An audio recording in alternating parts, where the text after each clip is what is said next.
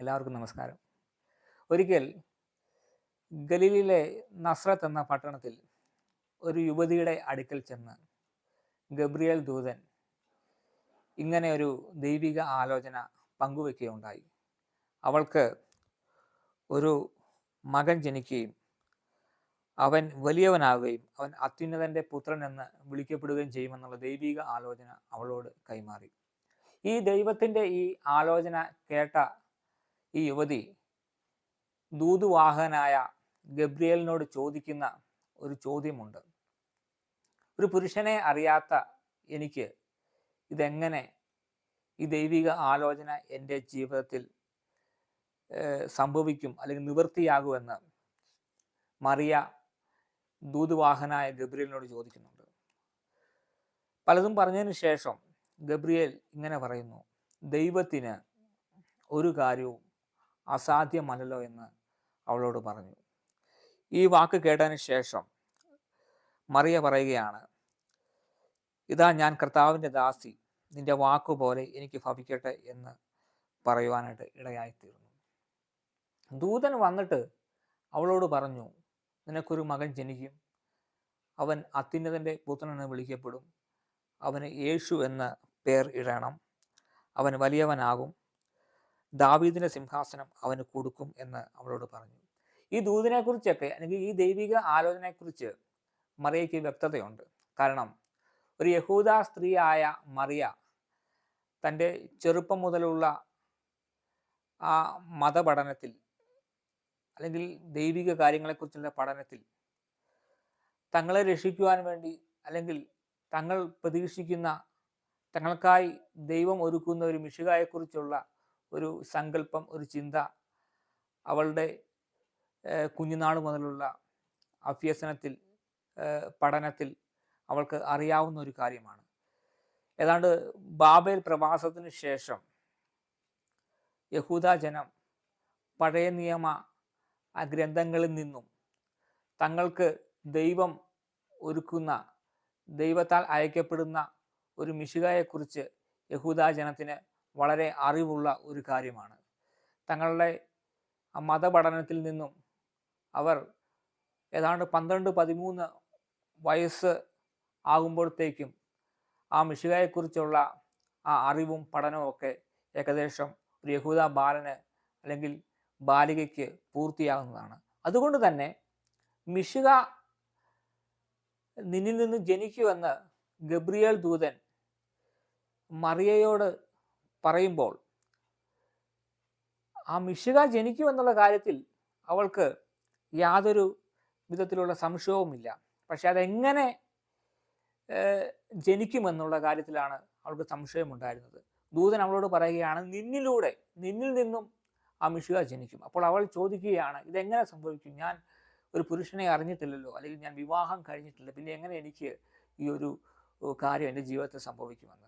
അപ്പോൾ ദൂതൻ കൊടുക്കുന്ന ഒരു മറുപടിയാണ്, നിനക്ക് സംഭവിക്കുന്ന ഈ ഒരു കാര്യം സാധാരണ മാനുഷികമായിട്ട് അല്ലെങ്കിൽ സാധാരണ ഒരു സ്ത്രീ പുരുഷ ബന്ധത്തിലൂടെ അല്ല ഈ ഒരു മിശിഹ നിന്നിലൂടെ ഉരുവാകുന്നത്, മറിച്ച് പരിശുദ്ധാത്മാവ് നിന്റെ മേൽ വരികയും അത്യുന്നതന്റെ ശക്തി നിന്റെ മേൽ നിഴലിടുകയും ചെയ്യുമ്പോൾ നിന്നിലൂടെ മിശിഹ പുറത്തു വരുമെന്ന് അല്ലെങ്കിൽ ജനിക്കുമെന്ന് അവളോട് പറയുവാനിടയായിത്തീർന്നു. അതിന് ഉത്തരമായിട്ടാണ് മറിയ പറഞ്ഞത്, ഇതാ കർത്താവിൻ്റെ ദാസി, നിന്റെ വാക്കുപോലെ എനിക്ക് ഭവിക്കട്ടെ എന്ന് പറഞ്ഞു. അതിന് തൊട്ടു മുമ്പ് ഒരു വാക്യമാണ് നമ്മൾ വായിച്ചത്, ദൈവത്തിന് ഒരു കാര്യവും അസാധ്യമല്ലല്ലോ എന്ന് നാം വായിക്കുവാനിടയായിത്തീരുന്നത്. പ്രിയപ്പെട്ടവരെ, ദൈവത്തിന് നമ്മുടെ ജീവിതത്തിൽ പ്രവർത്തിക്കുവാനായിട്ട് സാധിക്കും. ദൈവത്തിന് ഒരു കാര്യവും അസാധ്യമല്ല. നാം എത്ര പ്രയാസമെന്ന് പറയുന്ന കാര്യമാണെങ്കിൽ പോലും ദൈവത്തിന് നമ്മുടെ ജീവിതത്തിൽ പ്രവർത്തിക്കുവാനായിട്ട് സാധിക്കും. ഏകനായി മഹാ അത്ഭുതങ്ങളെ പ്രവർത്തിക്കാൻ കഴിവുള്ള ദൈവം, അത്ഭുത മന്ത്രിയായ ദൈവം, വീരനായ ദൈവത്തിന് എന്ത് കാര്യവും നമ്മുടെ ജീവിതത്തിൽ പ്രവർത്തിക്കുവാനായിട്ട് സാധിക്കും. മറിയ ചോദിച്ച ചോദ്യത്തിനുള്ള ഉത്തരമായിട്ട് ഗബ്രിയേൽ ദൂതൻ പറഞ്ഞു, ദൈവത്തിന് ഒരു കാര്യവും അസാധ്യമല്ലല്ലോ. മാർത്ത, മറിയ എന്ന 2 സഹോദരിമാർ, ലാസറിൻ്റെ സഹോദരിമാർ. ലാസർ മരിച്ച് 4 ദിവസത്തിന് ശേഷമാണ് യേശു ബെഥാനിയയിൽ ലാസറിൻ്റെ ഭവനത്തിൽ ചെല്ലുന്നത്. ഭവനത്തിൽ ചെന്ന് ലാസറിനെ അടക്കി 4 ദിവസം കഴിഞ്ഞുവെന്ന് മനസ്സിലായ യേശു ആ കല്ലറയുടെ അടുക്കിലേക്ക് പോവുകയാണ്. ലാസറിനെ അടക്കിയ കല്ലറയുടെ അടുക്കിലേക്ക് യേശു പോകുമ്പോൾ തടഞ്ഞുകൊണ്ട് മാർത്ത പറയുന്ന ഒരു കാര്യമുണ്ട്. കർത്താവേ, 4 ദിവസമായല്ലോ, നാറ്റം വെച്ച് കാണുമെന്ന് പറഞ്ഞു. 4 ദിവസമായല്ലോ, നാറ്റം വെച്ച് കാണും. അപ്പോൾ യേശു പറയുന്നൊരു കാര്യമുണ്ട്, വിശ്വസിച്ചാൽ നീ ദൈവത്തിൻ്റെ മഹത്വം കാണുമെന്ന് മാർത്തയോട് യേശു പറയുന്നുണ്ട്. അതേ പ്രിയപ്പെട്ടവരെ, ദൈവത്തിന് ഒരു കാര്യവും അസാധ്യമല്ല. നമ്മുടെ ജീവിതത്തിൽ നമുക്ക് അസാധ്യമായ കാര്യമാണെങ്കിൽ പോലും ദൈവത്തിന് അസാധ്യമല്ല. നമ്മുടെ ജീവിതത്തിൽ പ്രവർത്തിക്കുവാൻ, വൻ കാര്യങ്ങളെ പ്രവർത്തിക്കുവാൻ ദൈവത്തിന് സാധിക്കും. നിന്റെ ജീവിതത്തിലും വൻ കാര്യങ്ങളെ പ്രവർത്തിക്കുവാൻ ദൈവത്തിന് സാധിക്കും.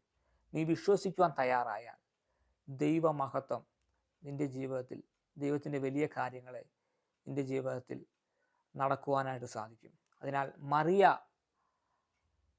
പറഞ്ഞതുപോലെ, മറിയ പറഞ്ഞു, ഇതാ കർത്താവിൻ്റെ ദാസി, നീ പറഞ്ഞതുപോലെ എനിക്ക് ഭവിക്കട്ടെ. പ്രിയപ്പെട്ടവരെ, നമ്മുടെ ജീവിതത്തിൽ നാം ദൈവത്തിൻ്റെ മുന്നിൽ മറിയ പറഞ്ഞ് സമർപ്പിച്ചു കൊടുത്തതുപോലെ ദൈവത്തിന് മുമ്പാകെ വിശ്വാസത്തോടെ കർത്താവിൽ വിശ്വസിച്ചുകൊണ്ട് ഒന്ന് സമർപ്പിച്ചു കൊടുക്കാൻ തയ്യാറായാൽ ദൈവത്തിന് നമ്മുടെ ജീവിതത്തിൽ വൻ കാര്യങ്ങളെ പ്രവർത്തിക്കുവാനായിട്ട് സാധിക്കും. ദൈവത്തിന് ഒരു കാര്യവും അസാധ്യമല്ല.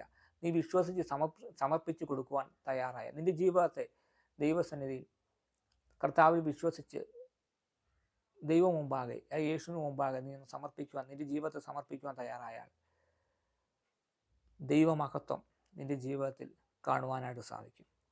അതേ പ്രിയപ്പെട്ടവരെ, ദൈവത്തിന് വലിയ കാര്യങ്ങളെ നമ്മുടെ ജീവിതത്തിൽ നടത്തുവാൻ ദൈവത്തിന് കഴിയും.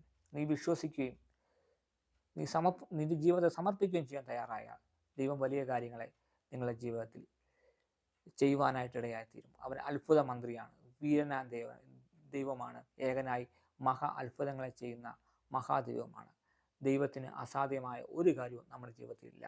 വിശ്വസിക്കുക, ആശ്രയിക്കുക, ദൈവം മുമ്പാകെ സ്വയം സമർപ്പിക്കുക. കർത്താവ് വലിയ കാര്യങ്ങൾ നിങ്ങളുടെ ജീവിതത്തിൽ ചെയ്യും. ദൈവം നിങ്ങളെല്ലാം അനുഗ്രഹിക്കുമാറായിത്തീരും.